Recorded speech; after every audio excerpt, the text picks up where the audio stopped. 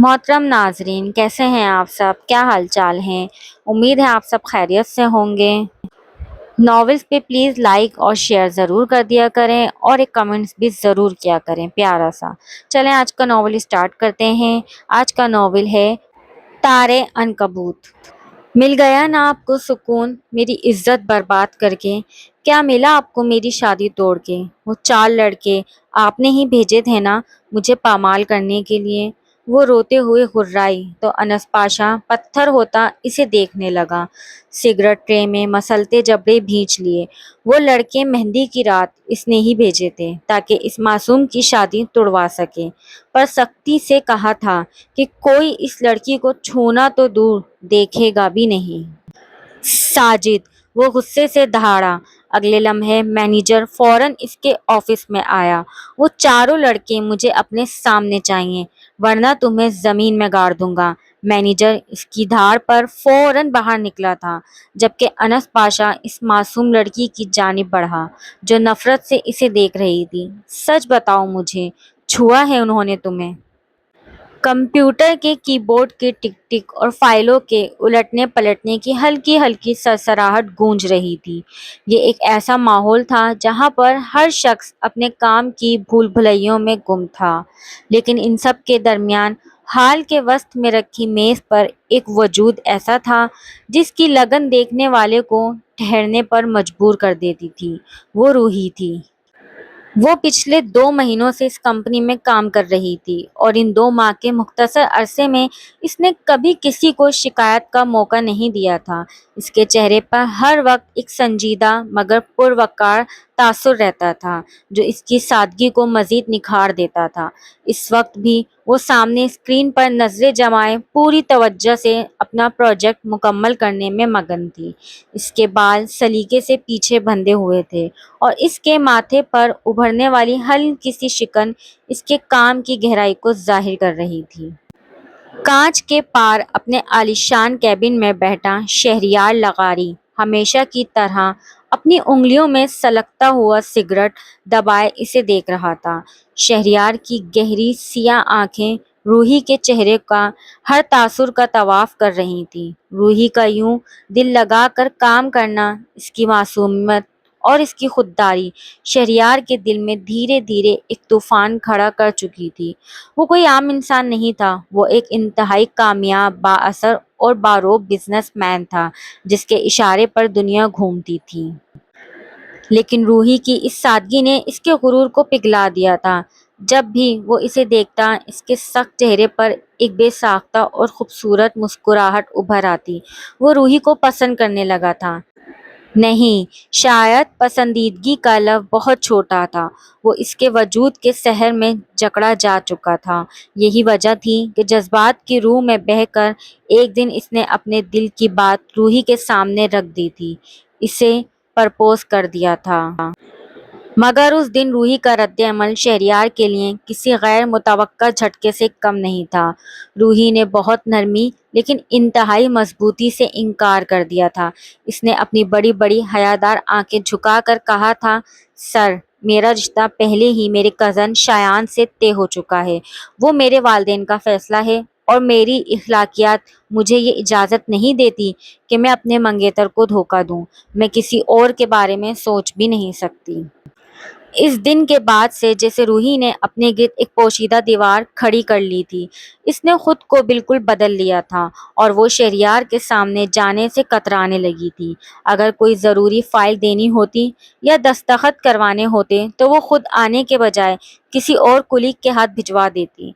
अब वो शहरयार के केबिन का रुख तभी करती जब कोई इंतहाई नागुज़ेर काम होता, और तब भी इसका रवैया हद से ज़्यादा पेशावराना, मुख्तसर और रस्मी होता। शहरयार के लिए ये खामोश दूरी एक नाकाबिले बर्दाश्त अजियत बन चुकी थी। वो अब भी अपने केबिन के शीशे से इसे काम करते हुए देखता था, लेकिन अब इसके चेहरे पर वो सुकून मुस्कुराहट नहीं होती थी, बल्कि एक तलख खामोशी छाई रहती। रूही का यूं दूर हो जाना और इसे खो देने का खौफ शहरयार को अंदर ही अंदर जला रहा था। वो देख रहा था कि वो लड़की जो इसके दफ्तर में इसकी छत के नीचे काम करती थी अब इससे मीलों दूर हो चुकी थी। वो मोहब्बत, جو اس کے دل میں شعلہ بن کر بھڑکی تھی، اب ایک خاموش اور زہریلے درد کی طرح اس کے پورے وجود کو ڈس رہی تھی، اور وہ بے بسی سے بس اسے دور سے دیکھ ہی سکتا تھا۔ کچھ دن یوں ہی کرب کی حالت میں گزر گئے، یہاں تک کہ وہ شام آ پہنچی جس نے سب کچھ بدل کر رکھ دیا۔ آفس کے پرسکون کوریڈور میں روحی کے قدموں کی چاپ دھیمی مگر پر اعتماد تھی، لیکن آج اس کے ہاتھ میں موجود فائل اور اس کا دل دونوں ہی غیر معمولی حد تک بھاری تھے۔ وہ جانتی تھی کہ آج وہ جو قدم اٹھانے جا رہی ہے، اس کے بعد اس کمپنی سے اس کا رشتہ ہمیشہ کے لیے ٹوٹ جائے گا۔ اس نے شہریار کے کیبن کے سامنے پہنچ کر ایک لمبا گہرا سانس لیا، اپنے لڑکھڑاتے اعصاب کو قابو میں کیا اور دروازے پر ہلکی سی دستک دی۔ آ جائیں، اندر سے شہریار کی بھاری اور سنجیدہ آواز آئی۔ روحی دروازہ کھول کر اندر داخل ہوئی۔ شہریار ہمیشہ کی طرح اپنے لیپ ٹاپ پر مصروف تھا، لیکن جیسے ہی اس نے سر اٹھا کر روحی کو دیکھا، اس کی آنکھوں کا رنگ بدل گیا۔ ان گہری آنکھوں میں ایک شناسا تڑپ، اداسی اور ایک خاموش سوال ابھر آیا۔ سر، یہ میرا استعفیٰ ہے اور میں نے اپنے تمام چارجز کی ڈیٹیلز اس فائل میں لگا دی ہے جو مجھے ہینڈ اوور کرنے ہیں۔ روحی نے اپنی نظریں فرش پر جمائے انتہائی پیشہ ورانہ اور اسمارٹ لہجے میں فائل میز پر رکھتے ہوئے کہا۔ شہریار کو یوں لگا جیسے اس کے پیروں تلے سے زمین کھینچ لی گئی ہو۔ اس نے چونک کر استعفیٰ کو دیکھا اور پھر روحی کے چہرے پر نظریں جمائیں۔ استعفیٰ؟ کیوں روحی؟ اس کی آواز میں ایک عجیب سی بے بسی اور کپکپاہٹ تھی جو اس نے چھپانے کی ناکام کوشش کی۔ کیا مجھ سے کوئی غلطی ہوئی ہے یا میری وجہ سے تمہیں کوئی تکلیف پہنچی ہے؟ تم مجھے سزا کیوں دے رہی ہو؟ روحی نے اپنی نظریں ڈیسک کی سطح سے نہیں ہٹائیں اور دھیمے مگر غیر متزلزل لہجے میں کہا، نہیں سر، ایسی کوئی بات نہیں ہے۔ دراصل اگلے مہینے میری شادی ہے اور میرے والدین چاہتے ہیں کہ اب میں نوکری چھوڑ کر گھر پر اپنی شادی کی تیاریوں پر توجہ دوں، اس لیے اب میں یہ جاب جاری نہیں رکھ سکتی۔ شادی؟ یہ لفظ شہریار کے کانوں میں کسی پگھلے ہوئے شیشے کی طرح اترا۔ اس کے صبر کا بندھن، اس کا ضبط، اس کا غرور، سب ایک لمحے میں تاش کے پتوں کی طرح بکھر گیا۔ وہ بجلی کی تیزی سے اپنی کرسی سے اٹھا اور چند ہی قدموں میں میز کا فاصلہ طے کرتا ہوا روحی کے بالکل قریب آ گیا۔ اس سے پہلے کہ روحی اس کے ارادے کو بھانپ پاتی یا پیچھے ہٹتی، شہریار نے آگے بڑھ کر اس کا نرم کانپتا ہوا ہاتھ اپنے دونوں مضبوط ہاتھوں کی گرفت میں لے لیا۔ اس کی آنکھوں میں دیوانگی کی حدیں چھوتا ہوا خوف تھا۔ روحی، پلیز میری بات سنو، اس رشتے سے انکار کر دو۔ شہریار کی آواز التجا بن چکی تھی، اس کے چہرے کے تاثرات تڑپ رہے تھے۔ تم کیوں اپنی خوبصورت زندگی کسی ایسے انسان کے نام کر رہی ہو جسے تم شاید جانتی بھی نہیں؟ تم ایک بار، صرف ایک بار میری محبت پر یقین کر کے دیکھو۔ میں خدا کی قسم تمہیں زندگی بھر کوئی دکھ نہیں پہنچنے دوں گا۔ تمہیں دنیا کی ہر خوشی، ہر آسائش تمہارے قدموں میں لا کر رکھ دوں گا۔ ایک بار میری بات مان لو روحی۔ شہریار کی اس جذباتی حرکت اور اس کے ہاتھ پر اس کی گرم گرفت نے روحی کے اندر ایک دم غصے اور توہین کی آگ بھڑکا دی۔ وہ ایک خوددار، شریف اور اصول پسند لڑکی تھی جس کے لیے اس کی عزت اور خاندان کا مان سب سے بڑھ کر تھا۔ کسی غیر مرد کا اس طرح اس کا ہاتھ پکڑنا اور اس کے طے شدہ رشتے کے خلاف ایسی باتیں کرنا اس کی غیرت پر براہ راست حملہ تھا۔ اس نے پورے جھٹکے سے اپنا ہاتھ شہریار کی گرفت سے آزاد کرایا اور 2 قدم پیچھے ہٹ گئی۔ اس کی آنکھوں میں اب شہریار کے لیے کوئی ہمدردی یا لحاظ نہیں تھا، بلکہ صرف اور صرف شدید غصہ، نفرت اور بیزاری تھی۔ آپ کا دماغ خراب ہو گیا ہے کیا مسٹر شہریار لغاری؟ روحی کی آواز میں کاٹ تھی جس نے کیبن کے پرسکون ماحول کو چیر کر رکھ دیا۔ آپ کی ہمت کیسے ہوئی میرا ہاتھ پکڑنے کی؟ میں نے آج تک آپ کو صرف ایک باس اور ایک انسان کی نظر سے دیکھا ہے۔ اور جہاں تک میرے رشتے کی بات ہے تو وہ میرے والدین کا فیصلہ ہے، میری عزت ہے اور میرا مان ہے۔ میں کسی ایسے شخص کے لیے اپنے والدین کے مان اور اپنی اخلاقیات کا جنازہ نہیں نکال سکتی جو صرف اپنی انا اور ضد پوری کرنا چاہتا ہو۔ یاد رکھیں، محبت زبردستی یا بھیک میں نہیں مانگی جاتی۔ بہتر ہوگا کہ آپ اپنی حد میں رہیں اور آئندہ کسی شریف لڑکی سے ایسی گھٹیا بات کرنے کی جرات نہ کریں۔ روحی کا ایک ایک لفظ شہریار کے دل پر ہتھوڑے کی طرح لگا۔ اس کے غرور اور اس کی محبت دونوں کو روحی نے اپنے لفظوں کے پاؤں تلے کچل دیا تھا۔ روحی نے ایک لمحہ بھی وہاں ضائع نہیں کیا۔ وہ غصے سے پیر پٹکتی ہوئی کیبن کا دروازہ کھول کر باہر نکل گئی اور پیچھے مڑ کر بھی نہ دیکھا۔ کیبن کے اندر شہریار لغاری کی حالت انتہائی مخدوش ہو چکی تھی۔ اس کے ہاتھ بری طرح کانپ رہے تھے اور دل کی دھڑکنیں بے قابو تھیں۔ اس کا دم گھٹنے لگا تھا اور وہ وہیں فرش پر گھٹنوں کے بل بیٹھتا چلا گیا۔ روحی کی تلخ مگر سچے الفاظ اس کے کانوں میں گونج رہے تھے۔ اسے یوں محسوس ہو رہا تھا جیسے اس کا سب کچھ لٹ گیا ہو۔ وہ اپنے بالوں میں ہاتھ ڈالے بند آنکھوں سے اس درد کو جھیلنے کی کوشش کر رہا تھا جو اب اس کے وجود کا حصہ بن چکا تھا، لیکن اسی درد کے بطن سے اب ایک تاریک جنون جنم لے رہا تھا، ایسا جنون جو اسے کسی بھی حد تک لے جانے والا تھا۔ شہریار کے کیبن کا دروازہ جب روحی کے غصے بھرے جھٹکے سے بند ہوا تو اس کی گونج دیر تک اس پرسکون کمرے میں لرزتی رہی۔ شہریار لغاری جو کبھی کسی کے سامنے نہیں جھکا تھا، اس وقت اپنے شاندار آفس کے چمکدار فرش پر گھٹنوں کے بل بیٹھا تھا۔ اس کی پسلیوں کے نیچے دھڑکتا دل اب ایک زخمی جانور کی طرح تڑپ رہا تھا۔ روحی کے الفاظ اپنی حد میں رہیں، گھٹیا بات اس کے دماغ کی رگوں میں ہتھوڑوں کی طرح بج رہی تھی۔ گھٹیا، اس نے دھیمے سے سرگوشی کی اور اس کے لبوں پر ایک زہریلی تلخ مسکراہٹ ابھر آئی۔ میری محبت تمہیں گھٹیا لگی روحی؟ اس نے اپنے بائیں ہاتھ کی مٹھی اتنی سختی سے بند کی کہ اس کے ناخن ہتھیلی میں چبھنے لگے اور درد کی ایک لہر اس کے بازو تک دوڑ گئی۔ وہ آہستہ آہستہ کھڑا ہوا۔ اس کے چہرے پر موجود بے بسی اب رفتہ رفتہ ایک تاریک ضدی جنون میں تبدیل ہو رہی تھی۔ اس نے ڈیسک پر رکھی روحی کی استعفی کی فائل کو دیکھا۔ وہ کاغذ کا ٹکڑا نہیں تھا، وہ روحی کا اس کی زندگی سے ہمیشہ کے لیے چلے جانے کا اجازت نامہ تھا۔ اس نے جھٹکے سے وہ فائل اٹھائی اور اسے بیچ سے دو ٹکڑے کر دیے۔ تم مجھ سے دور نہیں جا سکتی روحی، میں تمہیں جانے نہیں دوں گا، چاہے مجھے اس کے لیے خود کو یا اس پوری دنیا کو آگ ہی کیوں نہ لگانی پڑے۔ اس کی آنکھیں ضبط اور غصے کی سرخی سے دھک دھک کر رہی تھیں۔ اس نے انٹرکام اٹھایا اور انتہائی سپاٹ برفیلی آواز میں کہا، ساجد ابھی میرے کیبن میں آؤ۔ چند ہی لمحوں بعد ساجد، جو شہریار کا مینیجر اور اس کے خاندان کا دیرینہ وفادار ملازم تھا، دروازے پر دستخط دے کر اندر داخل ہوا۔ شہریار کی پشت اس وقت ساجد کی طرف تھی اور وہ کھڑکی سے باہر پھیلے شہر کے منظر کو دیکھ رہا تھا جہاں رات کے سائے اب گہرے ہو چکے تھے۔ جی سر، آپ نے بلایا؟ ساجد نے مؤدبانہ انداز میں پوچھا۔ لیکن جیسے ہی شہریار گھوما، ساجد کے چہرے کا رنگ اڑ گیا۔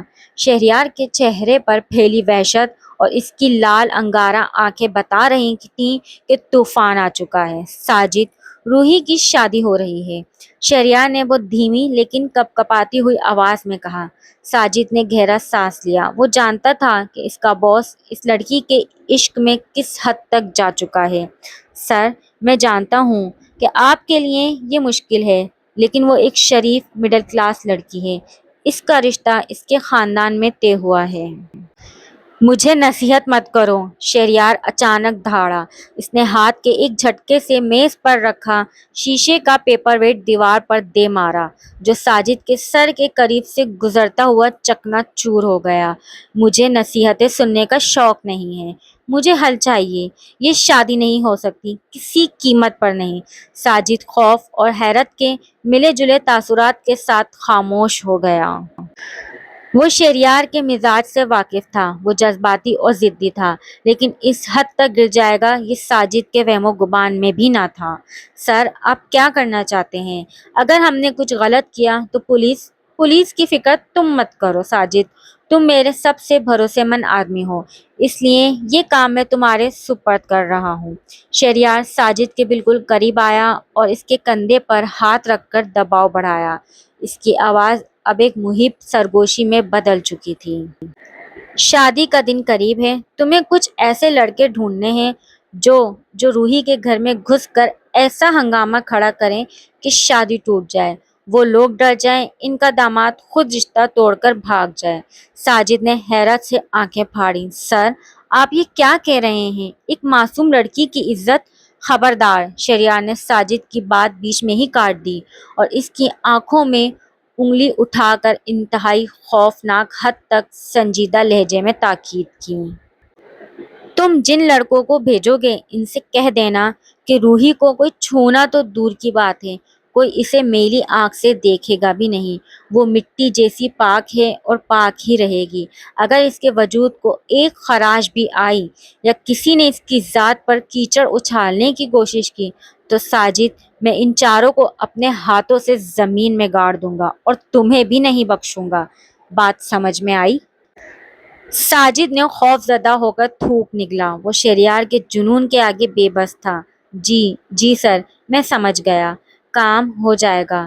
لڑکے صرف ڈرائیں گے، وہ لڑکی کو ہاتھ تک نہیں لگائیں گے۔ شادی ٹوٹ جائے گی اور کسی کو کانوں کان خبر نہیں ہوگی یہ سب کس نے کروایا۔ جاؤ اور یاد رکھنا روحی کو کوئی تکلیف نہیں پہنچنی چاہیے۔ شہریار نے سگریٹ سلگاتے ہوئے سرد لہجے میں الٹیمیٹم دیا۔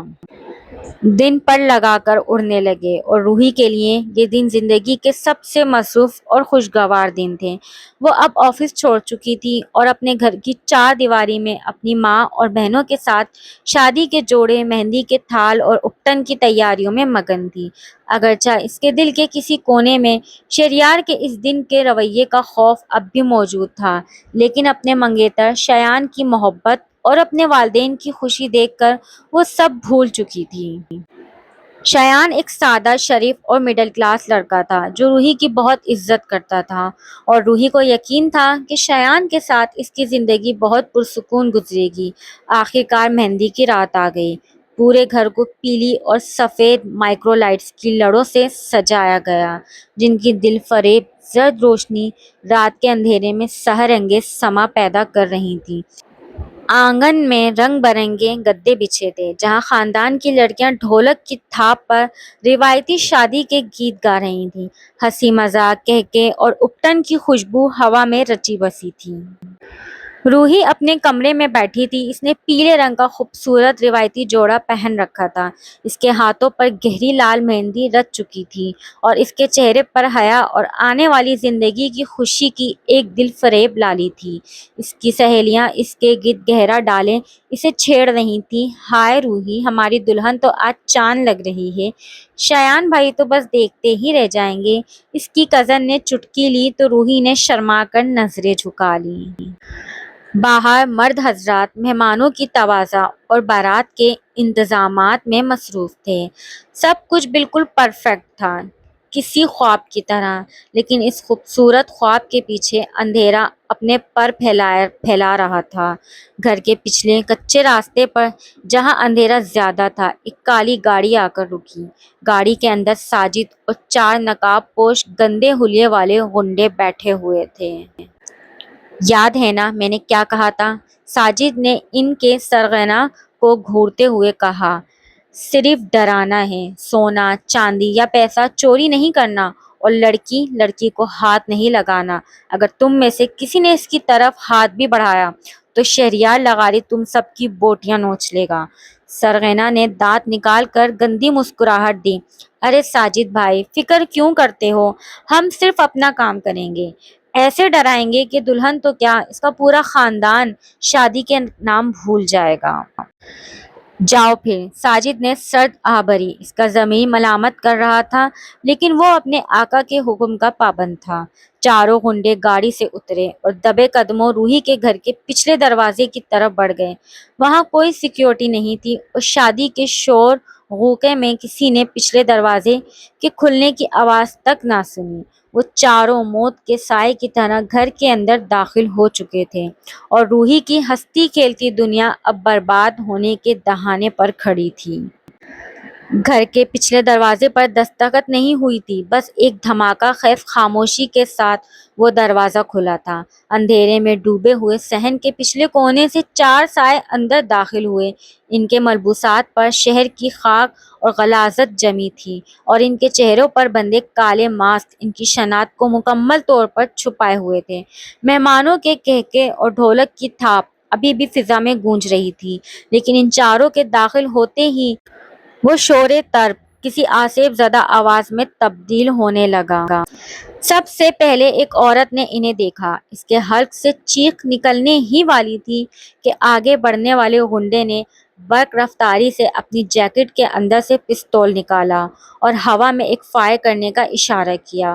گولی چلنے کی آواز اگرچہ دبی ہوئی تھی، لیکن اس نے پورے گھر کے ماحول کو موت جیسی ساکت خاموش میں بدل دیا۔ اگر کسی نے بھی چیخنے یا مدد کے لیے آواز نکالنے کی کوشش کی تو یہ گولی زمین پر نہیں، سیدھی کسی کی پیشانی پر لگے گی۔ سب کے سب جہاں ہو وہیں جم جاؤ۔ سرغنہ نے کڑک دار اور دھیمی آواز میں دھمکایا۔ خوف کے مارے وہاں موجود ہر شخص کے اوزان خطا ہو گئے۔ بوڑھی عورتیں دعائیں پڑھنے لگیں، بچے اپنی ماؤں کے سینوں سے چمٹ گئے، اور مرد حضرات جو کچھ لمحے قبل تک خاموش گپوں میں مصروف تھے، اب سکتے کے عالم میں پتھر بنے کھڑے تھے۔ وہ ڈاکو نہیں تھے، ان کی نظریں زیورات یا نقد رقم پر نہیں تھیں، ان کے پیروں کا رخ صرف ایک طرف اندرونی کمروں کی جانب تھا جہاں روحی موجود تھی۔ روحی اپنے کمرے میں بیٹھی باہر کے اس غیر معمولی سناٹے سے بے خبر تھی۔ اسے لگا شاید بجلی چلی گئی ہے یا ڈھولک بجانے والے تھک گئے ہیں۔ اس نے اپنے جوڑے کے دوپٹے کو ٹھیک کیا اور آئینے میں اپنی ادھوری تیاریاں دیکھ کر مسکرائی، لیکن جیسے ہی اس نے دروازے کی جانب قدم بڑھایا، دروازہ باہر سے زوردار لات کے ساتھ کھلا۔ اسے لگا اس کا دل سینے سے باہر آ جائے گا۔ سامنے کھڑا وہ نقاب پوش شخص، جس کے ہاتھ میں چمکتا ہوا کالا پستول تھا، اسے دیکھنے کے ساتھ ہی ایک شیطانی مسکراہٹ کے ساتھ آگے بڑھا۔ روحی نے خوف سے پیچھے کی طرف قدم بڑھائے، لیکن اس کے پیٹھ دیوار سے جا لگی۔ وہ چیخنا چاہتی تھی، لیکن اس کا گلا خوف کے مارے خشک ہو چکا تھا۔ اوہ، تو یہ ہے وہ دلہن جس کی شادی کی تیاریاں اتنی دھوم دھام سے ہو رہی ہیں۔ وہ شخص اس کے قریب آیا۔ اس کی سانسوں میں تمباکو کی بو تھی جو روحی کے وجود کو کراہیت سے بھر رہی تھی۔ آپ کون ہیں؟ کیا چاہیے آپ کو؟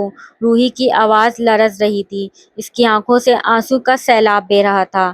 اس نے ہاتھ جوڑ دیے۔ پلیز، جو کچھ چاہیے لے لیں، بس ہمیں جانے دیں، مجھے کچھ نہ کریں۔ غنڈے نے ایک ظالمانہ قہقہ لگایا اور پستول کی نالی روحی کی پیشانی پر رکھ دی۔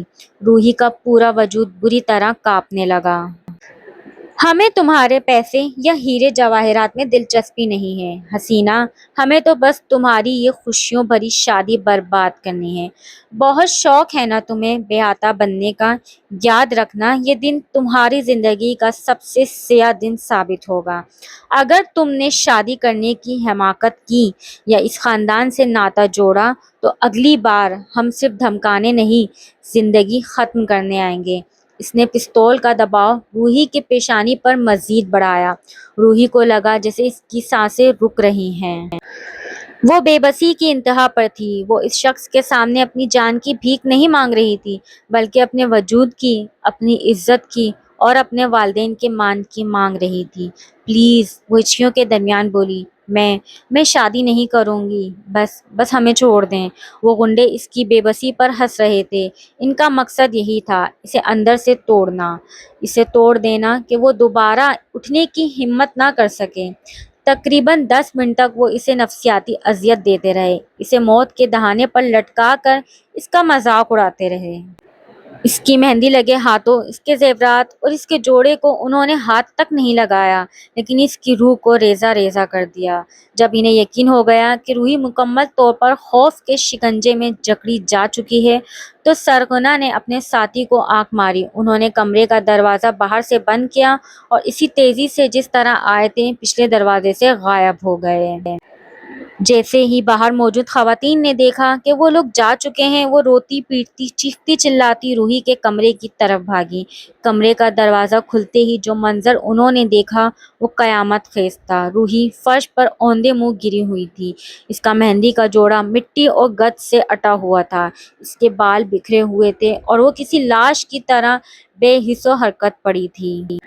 इसका चेहरा सपाट सफेद पड़ चुका था, जैसे किसी ने इसकी जिंदगी के सारे रंग छीन लिए हों। इसके घर वाले इसके गिर्द जमा हो गए। माँ ने जब इसे पुकारा और कंधे से हिलाया तो रूही ने अपनी खाली बेनूर आंखें खोली, लेकिन इनमें कोई एहसास नहीं था। वो बस एक पत्थर का बुत बनी हुई थी जिसके अंदर की दुनिया जलकर राख हो चुकी थी। वो खौफ, वो गन पॉइंट पर दी गई धमकियां और वो होलनाक 10 मिनट इसकी शख्सियत को हमेशा के लिए बदल चुके थे। बाहर आंगन में खड़े मेहमानों और बारातियों तक ये खबर पहुंच चुकी थी कि घर में मुसल्लह नकाबपोश घुसे थे। किसी को नहीं पता था कि वो कौन थे, क्यों आए थे और उन्होंने रूही के साथ क्या किया था। लेकिन इनकी मौजूदगी और रूही की ये हालत किसी भी गैरतमंद माशरे के लिए काफ़ी थी कि वो तरह तरह की बातें बना सकें।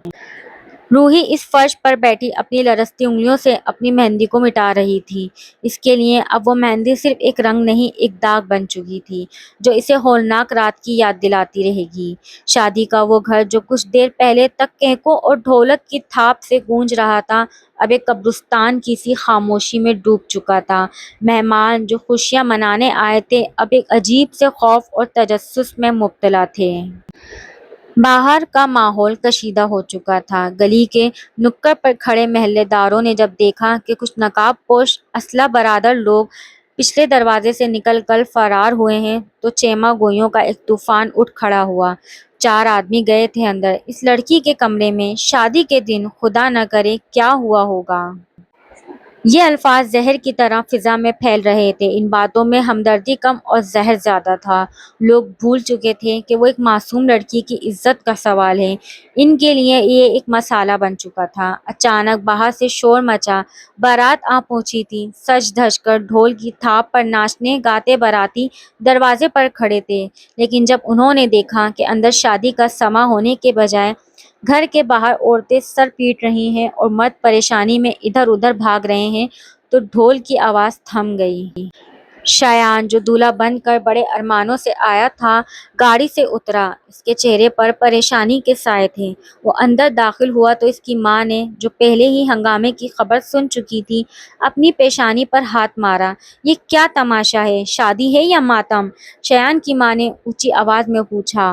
भीड़ में से एक औरत आगे बढ़ी। वो कोई ऐसी खातून थी जो हमेशा दूसरों की खुशियों में कीड़े निकालने की आदी होती है।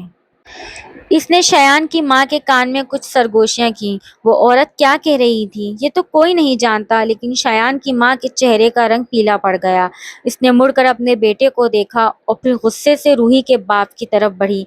ये क्या सुन रही हूँ मैं? मेरी होने वाली बहू के कमरे में अजनबी मर्द घुसे थे? क्या हुआ है वहाँ? इसकी हालत क्यों ऐसी है? रूही के बाप, जो सदमे से नीम मुर्दा हो चुके थे, लरसती आवाज में बोले, खुदा के लिए वो गुंडे थे। उन्होंने सिर्फ डराया है। मेरी बेटी पाक है, इसे कुछ नहीं हुआ। पाक? शयान की माँ ने हकारत से मुंह मोड़ा। लोगों की जबानें बंद नहीं होती। कल को जब भी मेरे घर जाएगी तो क्या लोग इसे इज्जत से देखेंगे? हम ऐसी बदचलन लड़की को अपने घर की बहू नहीं बना सकते जिसके कमरे में शादी वाली रात गैर मर्द घुस आए हों।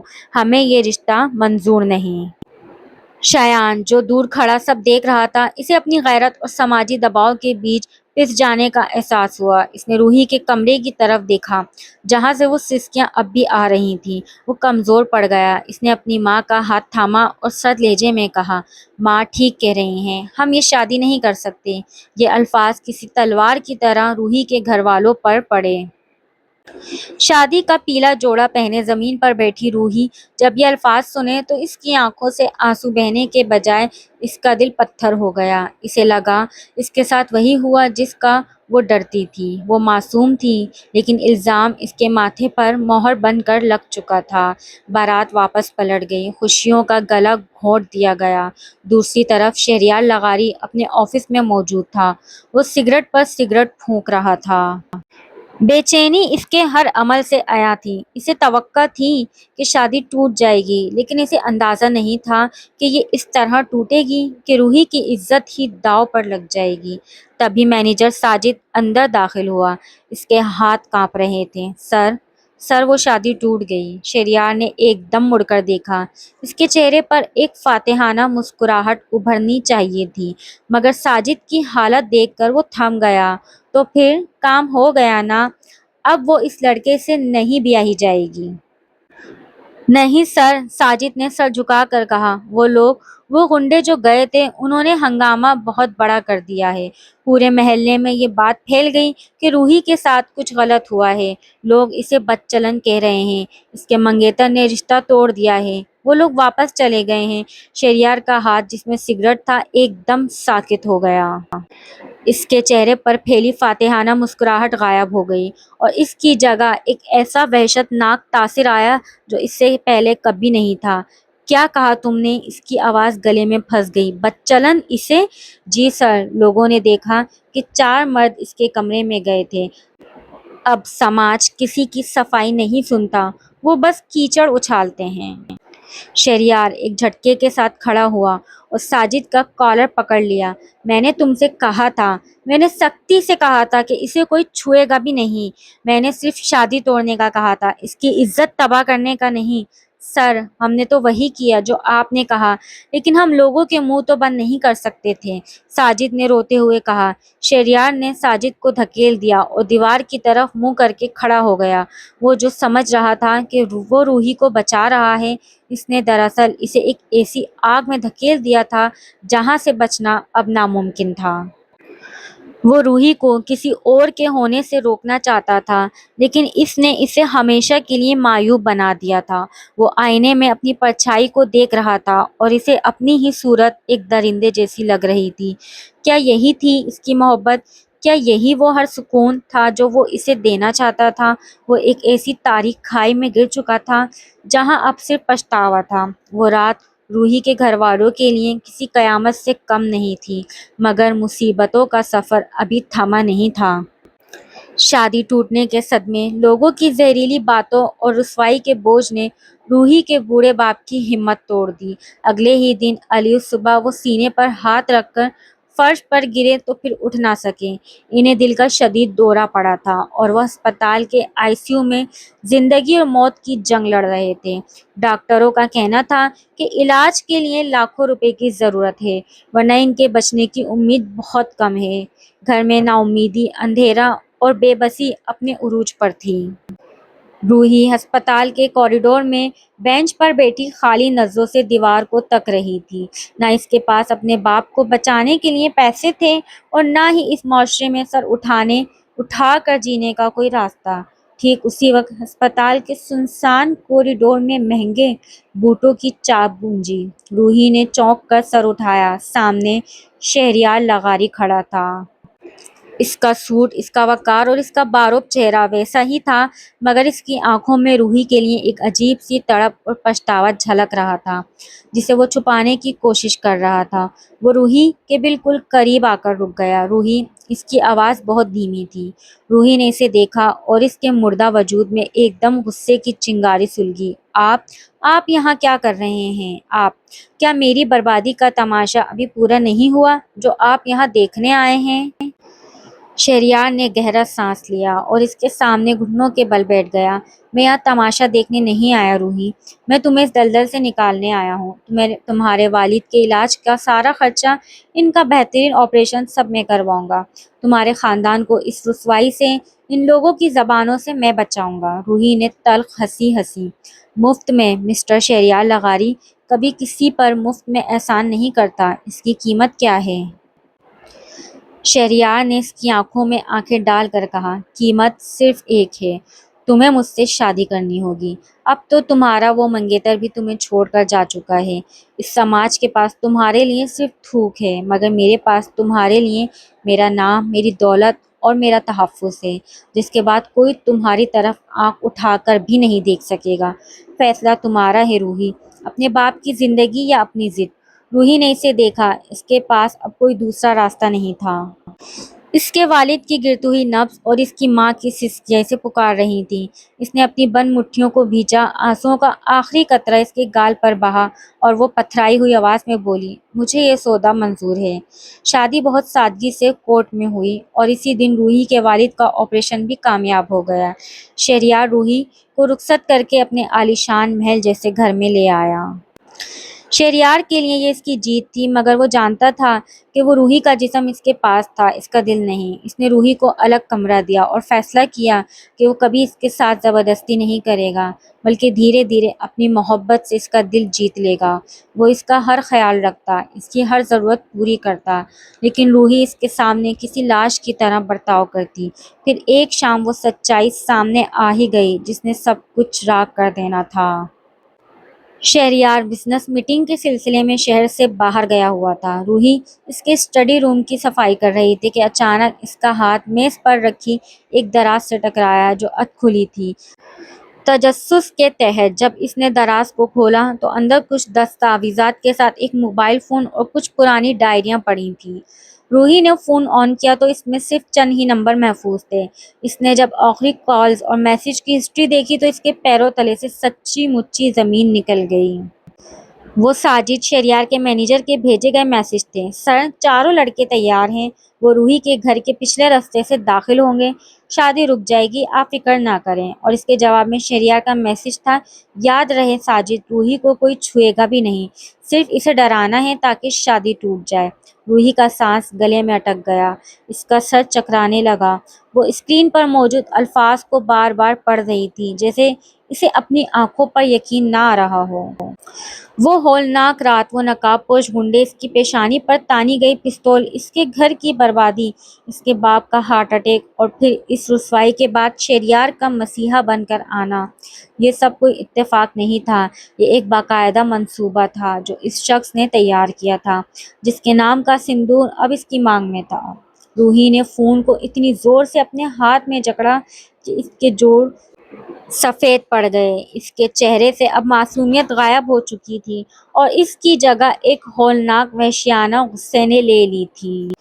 شہریار لغاری، اس نے اپنے دانتوں کے بیچ سے نام پکارا، تم نے مجھے برباد کیا اور پھر میری بربادی کا سودا کر کے مجھے اپنا جاگیر بنا لیا۔ اس کی آنکھوں سے آنسو بہے، مگر اس بار وہ کمزوری کے آنسو نہیں تھے، وہ انتقام اور نفرت کی وہ آگ تھی جو اب شہریار لغاری کے پورے وجود کو جلانے والی تھی۔ جب رات کے پچھلے پہر شہریار لغاری اپنی بزنس میٹنگ سے واپس لوٹا تو پورے گھر میں عجیب سی آسیب زدہ خاموشی طاری تھی۔ اس نے اپنے کوٹ کے بٹن کھولے اور تھکے ہوئے قدموں سے اوپر کی طرف بڑھا۔ وہ اپنے کیبن اور دفتر میں جتنا بھی سخت گیر رہتا، روحی کے سامنے آتے ہی اس کے اعصاب موم ہو جاتے تھے۔ وہ آہستہ سے اپنے بیڈ روم کی طرف بڑھا، مگر جب اس نے روحی کے کمرے کا دروازہ کھلا دیکھا تو اس کے قدم وہیں جم گئے۔ روحی وہیں کمرے کے بیچوں بیچ کھڑی تھی، اس کے ہاتھ میں وہی موبائل فون تھا جس نے شہریار کے سارے سیاہ کارناموں کی فائلیں کھول دی تھیں۔ شہریار کو اپنی دراز کھلی دیکھ کر اور روحی کے ہاتھ میں وہ فون پا کر دل کے ڈوبنے کا احساس ہوا۔ اس کے ماتھے پر پسینے کے ننھے قطرے ابھر آئے۔ روحی! شہریار نے آگے بڑھنے کی کوشش کی، مگر روحی کے چہرے کے تاثرات دیکھ کر وہ وہیں رک گیا۔ وہ روحی جس کی آنکھوں میں اس نے اب تک صرف اداسی یا خاموشی دیکھی تھی، آج اس چہرے پر نفرت کی ایسی جھیل بہہ رہی تھی جس میں شہریار کا پورا وجود غرق ہو سکتا تھا۔ روحی نے فون اس کی طرف اچھال دیا جو اس کے سینے سے ٹکرا کر فرش پر گرا اور اس کا شیشہ چٹک گیا۔ مبارک ہو مسٹر شہریار لغاری، آپ کا کھیل ختم ہوا۔ روحی کی آواز میں ایسی کاٹ تھی کہ شہریار کا دل لرز اٹھا۔ میں سوچتی تھی کہ کوئی انسان اتنا گر کیسے سکتا ہے کہ کسی لڑکی کی عزت داؤ پر لگا دے، مگر مجھے کیا معلوم تھا کہ وہ درندہ کوئی اور نہیں، میرے ہی گھر کا مسیحا تھا۔ روحی، میری بات سنو، خدا کے لیے میری ایک بات سن لو۔ شہریار اس کے سامنے گھٹنوں کے بل بیٹھ گیا۔ اس کی آنکھوں میں آنسو آ گئے تھے، اس کا سارا غرور، اس کا رعب خاک میں مل چکا تھا۔ میں نے ان ہنڈوں کو سختی سے منع کیا تھا، میں نے کہا تھا کہ تمہیں کوئی ہاتھ بھی نہ لگائے۔ میرا مقصد صرف شایان کو ڈرانا تھا تاکہ وہ یہ رشتہ توڑ دیں۔ میں تمہیں کھونا نہیں چاہتا تھا روحی، میں پاگل ہو گیا تھا تمہاری محبت میں۔ محبت, روحی نے نفرت سے تھوکا. اس درندگی کو تم محبت کہتے ہو؟ جس محبت نے میرے باپ کو بستر مرگ پر پہنچا دیا, جس محبت نے مجھے میرے ہی محلے اور خاندان میں ایک تماشا بنا دیا, جس نے میری عزت کا جنازہ نکال دیا, تم اسے محبت کہتے ہو؟ تم ایک بیمار ذہن کے انسان ہو شہریار لغاری. تم نے سوچا تھا کہ تم اپنی دولت اور طاقت کے بلبوتے پر میری بربادی کا سودا کرو گے اور میں تا حیات تمہاری جاگیر بن کر سسکتی رہوں گی. روحی, مجھے سزا دے لو, جو سزا چاہو دے لو, مجھے پولیس کے حوالے کر دو, میں جیل جانے کو تیار ہوں, مگر مجھے چھوڑ کر مت جانا, میں تمہارے بغیر مر جاؤں گا. شہریار نے اس کے پیر پکڑنے کی کوشش کی. روحی نے اپنے پیر پیچھے کھینچ لیے. اس کے چہرے پر ایک سرد محب مسکراہٹ ابھری. Police, jail? روحی نے نفی میں سر ہلایا. نہیں شہریار, جیل میں تو انسان کو سکون مل جاتا ہے. وہاں انسان کو معلوم ہوتا ہے کہ اس کی سزا کا ایک وقت ہے جس کے بعد وہ آزاد ہو جائے گا. میں تمہیں اتنی آسان سزا نہیں دوں گی. شہریار نے تڑپ کر اس کے چہرے کو دیکھا. تم کیا کرنا چاہتی ہو؟ میں تمہیں اسی گھر میں رکھوں گی. میں تمہاری بیوی بن کر ہی جیوں گی. دنیا کے سامنے ہم ایک خوشحال جوڑا رہیں گے, لیکن اس گھر کے اندر میں تمہیں ہر پل, ہر سیکنڈ اس پچھتاوے کی آگ میں جلاؤں گی جو اب تمہارا مقدر بن چکی ہے. روحی اس کے بالکل قریب آئی اور جھک کر اس کی آنکھوں میں جھانکا. تم تڑپو گے شہریار لغاری, میری ایک مسکراہٹ کے لیے, میرے ایک نرم بول کے لیے, میرے ایک لمس کے لیے, مگر تمہیں میری طرف سے صرف اور صرف ایک خاموشی, سرد نفرت ملے گی. تم ایک ہی چھت کے نیچے ہو کر بھی مجھ سے اتنے دور رہو گے جیسے کوئی زندہ انسان کسی لاش کے ساتھ رہتا ہے. میں تمہاری روح کو قید کروں گی, بالکل ویسے ہی جسے تم نے مجھے اس محل میں قید کیا ہے. شہریار نے آنکھیں بند کر لیں. اسے معلوم ہو گیا تھا کہ مکافات عمل شروع ہو چکا تھا. اس نے روحی کو پانے کی ضد میں جو آگ لگائی تھی, اب وہ اسی آگ میں جلنے کے لیے تیار تھا. سال گزرتے گئے. دنیا کے لیے شہریار لغاری اور روحی ایک مثالی میاں بیوی تھے. شہریار نے روحی کے خاندان کو ہر آسائش دی, ان کی ہر ضرورت پوری کی, لیکن اس عالیشان محل کے اندر کی حقیقت بہت بھیانک تھی. شہریار روز رات کو اپنے بیڈ روم کے دروازے پر آ کر رکتا, جہاں روحی کتاب پڑھ رہی ہوتی یا کھڑکی سے باہر چاند کو دیکھ رہی ہوتی. وہ گھنٹوں اسے خاموشی سے دیکھتا رہتا. اس کی آنکھوں میں معافی کی بھیک ہوتی, پچھتاوے کے آنسو ہوتے, مگر روحی کبھی مڑ کر اس کی طرف نہ دیکھتی تھی.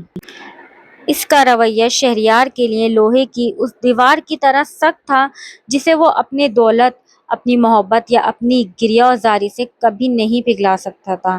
شہریار لغاری اپنی بنائی ہوئی نفرت کی اس دیوار کے پیچھے زندگی گزار رہا تھا, مگر تقدیر کو کچھ اور ہی منظور تھا. ایک شام جب وہ دونوں ایک خیراتی تقریب سے واپس آ رہے تھے, شہریار کے پرانے کاروباری حریفوں نے ان پر حملہ کر دیا. اندھیرا تھا اور گلی سنسان تھی. جیسے ایک حملہ آور نے روحی کی طرف پستل تانی. شہریار, جو اسے کچھ فاصلے پر تھا, بجلی کی رفتار سے دوڑا اور روحی کو دھکا دے کر اپنی آغوش میں چھپا لیا. گولی سیدھی شہریار کے کندھے اور پسلیوں کے درمیان جا لگی. شہریار خون میں لت پت ہو کر روحی کی گود میں گر گیا. اس رات ہسپتال کے آئی سی یو کے باہر بیٹھ کر روحی کے اندر کا پتھر پگھلنے لگا. وہ جس شخص سے نفرت کرتی تھی, اس نے اپنی جان پر کھیل کر اسے بچایا تھا. جب ڈاکٹروں نے کہا اس نے خود کو آپ پر ڈھال بنا لیا تھا, تو روحی کا غرور, اس کی انا اور اس کی نفرت سب کے سب آنسو بن کر بہہ گئے. اس نے اس رات اللہ کے حضور سجدے میں گر کر اپنی غلطی تسلیم کی کہ وہ صرف نفرت کو پال رہی تھی, جبکہ شہریار اپنی محبت کو ثابت کر چکا تھا. ہسپتال کے سفید کمرے میں خاموشی تھی. شہریار کی حالت اب خطرے سے باہر تھی, مگر وہ اب بھی کمزور تھا. روحی اس کے سرہانے بیٹھی اسے دیکھ رہی تھی. وہ روحی نہیں تھی جو 2 دن پہلے نفرت سے اسے دیکھتی تھی. شہریار نے آہستہ سے اپنی آنکھیں کھولیں. اس نے دیکھا کہ روحی اس کا ہاتھ تھامے ہوئے ہے. اسے لگا شاید وہ خواب دیکھ رہا ہے. روحی, اس کی آواز بے حد کمزور تھی, تم یہاں کیا کر رہی ہو؟ تمہیں تو مجھ سے نفرت تھی. روحی نے اس کی پیشانی پر ہاتھ رکھا اور نرمی سے کہا, نفرت تو خود کو سزا دینے کا نام ہے شہریار. میں نے خود کو بہت سزا دے لی. تم نے ثابت کر دیا کہ تمہاری محبت اب صرف انا نہیں رہی بلکہ قربانی بن گئی ہے. شہریار کی آنکھوں میں نمی تیر آئی۔ میں جانتا ہوں کہ تم یہاں مجبوری میں ہو۔ میں اب تمہیں مزید قید نہیں رکھوں گا۔ میں تمہیں آزاد کرتا ہوں۔ اب تم اپنی زندگی اپنے طریقے سے جی سکتی ہو۔ روحی نے شہریار کے پرنم چہرے کو دیکھا اور کہا، میں اپنی آزادی تم سے نہیں بلکہ تمہارے ساتھ مانگتی ہوں۔ روحی نے مسکرا کر کہا، تم نے مجھے برباد کرنے کے لیے تارے عنکبوت بنا تھا نا، لیکن مجھے نہیں معلوم تھا کہ اس جال میں ہم دونوں ایک ساتھ عمر بھر کے لیے قید ہو جائیں گے۔ تم نے مجھے ثابت کیا کہ محبت میں انا کی کوئی جگہ نہیں ہوتی۔ شہریار، اب کوئی سودا نہیں، کوئی نفرت نہیں، اب صرف ہم ہیں۔ شہریار کی آنکھوں سے آنسو بہنے لگے۔ یہ اس کی زندگی کا سب سے خوبصورت لمحہ تھا۔ اس نے روحی کا ہاتھ اپنے چہرے پر رکھا اور اسے چوم لیا۔ 1 سال بعد شہر کے ایک پرسکون اور خوبصورت گھر کے لان میں شام کی چائے کا اہتمام تھا۔ شہریار اب مکمل صحتیاب ہو چکا تھا اور اس کے چہرے پر اب وہ بے چینی نہیں بلکہ ایک پرسکون ٹھہراؤ تھا۔ روحی اس کے پاس بیٹھی تھی، جس کے چہرے پر اب وہ پرانی مسکراہٹ واپس لوٹ آئی تھی۔ وہ دونوں ایک دوسرے کے ہاتھ میں ہاتھ ڈالے غروب آفتاب کا نظارہ کر رہے تھے۔ ان کے درمیان اب کوئی راز، کوئی نفرت اور کوئی پردہ نہیں تھا۔ شہریار لغاری، جو کبھی اپنی ضد کو پوری دنیا سمجھتا تھا، اب اپنی روحی کی چھوٹی چھوٹی خوشیوں میں اپنی جنت ڈھونڈتا تھا۔ تارے عنکبوت کے وہ دھاگے جو کبھی نفرت سے بنے تھے، اب محبت کے ریشم میں بدل چکے تھے۔ زندگی نے انہیں ایک نیا موقع دیا تھا اور اس بار وہ اپنی محبت کو کسی بھی انا کی بھیڑ چڑھنے نہیں دینے والے تھے۔